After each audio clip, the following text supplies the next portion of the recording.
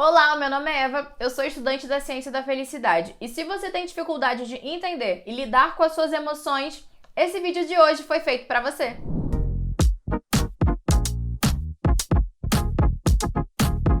Essa semana eu tive uma crise de ansiedade, daquelas bem explosivas. E diante de todo o meu conhecimento sobre ansiedade e principalmente sobre o meu autoconhecimento, eu percebi que eu estava me sobrecarregando de sentimento e que eu precisava colocar esse sentimento para fora de alguma forma. E eu tenho duas formas de fazer isso. Ou eu escrevo, ou eu choro. Dessa vez eu coloquei uma música triste, acendi uma vela aromática e me deixei levar. Chorei até não aguentar mais. Depois de tanto chorar, eu me senti melhor e disposta para tomar uma atitude diante daquele problema. Eu precisava encontrar a razão de eu estar me sobrecarregando tanto. Analisar um problema ou uma situação é o primeiro passo para a mudança. Mas antes disso, eu precisava sentir para poder entender. Um grande erro que as pessoas cometem é achar que as emoções podem ou que elas precisam ser escondidas ou reprimidas. E isso só faz com que você acumule esse turbilhão até que ele queira explodir. E na maioria das vezes, quando ele explode, a gente não está preparado para isso. Algumas emoções são mais ativas e outras são mais passivas. A raiva, por exemplo, é uma emoção mais ativa. Ela faz com que você se mexa, que você tome uma atitude. Mas aqui vale ressaltar a diferença de emoção e comportamento. A raiva é uma emoção. A violência é um comportamento. E se uma pessoa tem uma situação que ela sente raiva, mas ela tá com a saúde emocional em dia, ela consegue cuidar dentro de si do impulso que a raiva emite. E esse impulso, ele sempre vai existir. O que vai mudar é a forma que você lida com ele. Por exemplo, você está atravessando a rua, de repente vem um carro muito rápido e quase te atropela. O seu impulso vai pedir que você vá atrás desse motorista e que de repente queira quebrar o carro dele. Mas você pode tomar uma atitude mais consciente. Você pode sim xingar o motorista. Não quero que você pare de fazer isso, não é essa a questão aqui. Só que você pode ligar para um amigo e xingar esse motorista com esse amigo. Falar sobre a situação e se estressar e gritar e realmente colocar essa raiva para fora. Dessa forma, você vai sentir a poeira baixar. Aí você deve estar pensando,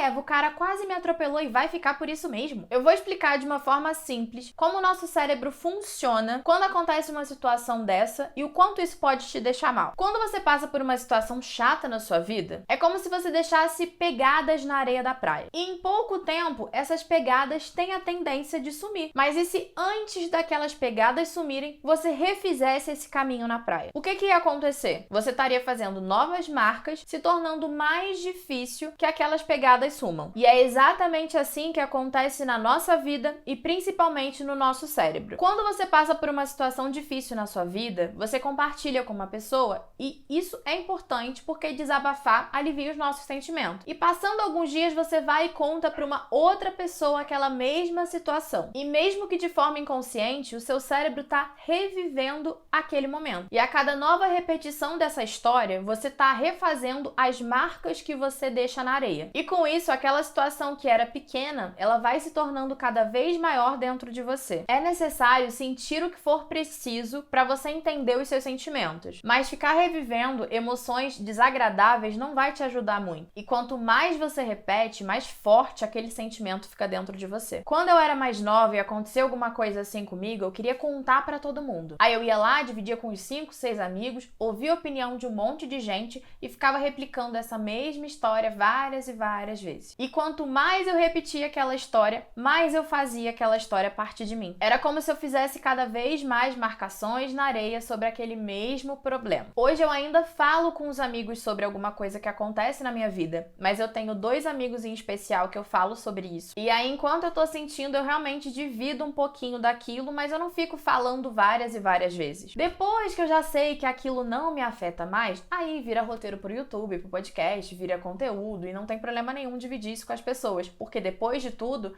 eu já tirei o aprendizado daquilo. E escrever sobre o problema é uma das minhas maneiras de refletir sobre a situação. Depois que aquele sentimento já não tá tão aflorado, eu não tenho problema nenhum em compartilhar com você o que eu sinto, o que eu penso, o que aconteceu. Mas no momento que eu tô sentindo, a última coisa que eu preciso é reforçar tudo aquilo que tá dentro de mim. E quando eu sinto que eu preciso colocar um sentimento para fora, eu me fecho, me conecto com o meu interior e choro, escrevo, faço o que preciso fazer para esse sentimento não ficar preso dentro de mim. Mas isso vai variar de pessoa para pessoa. Você vai precisar encontrar qual a melhor maneira de lidar com os seus sentimentos. Tem um amigo que você confie para desabafar sobre coisas da vida. Faça uma atividade física para trabalhar a raiva e o medo dentro de você. Escreva sobre seus sentimentos para você entender melhor e conseguir agir diante de uma situação. O autoconhecimento, ele sempre ajuda nessas situações, mesmo sabendo que existem coisas que te deixam irritado ou coisas que te deixam triste. Existem situações que não podemos evitar. Nem tudo está sob o nosso controle, mas a ação diante das nossas emoções está sob o nosso comando. E quando você consegue observar que algumas atitudes não vão ajudar em nada nessa situação, você consegue tomar atitudes melhores e ter que lidar com menos danos causados pela sua impulsividade. Lembrando que eu tô falando aqui de situações do cotidiano, coisas que acontecem no nosso dia a dia. Caso você tenha passado por alguma situação que você não tá conseguindo lidar sozinho, ou passou por alguma situação que tá te impedindo de progredir em algo na sua vida, procure ajuda profissional. Analisar sentimentos, entender suas emoções e pensar antes de agir são ótimas maneiras de manter uma saúde mental. Espero que você tenha gostado desse vídeo. Não esquece de se inscrever aqui no canal e eu vou deixar aqui embaixo os links das minhas redes sociais e dos meus cursos. É isso, um beijo e eu te espero no próximo vídeo. Não.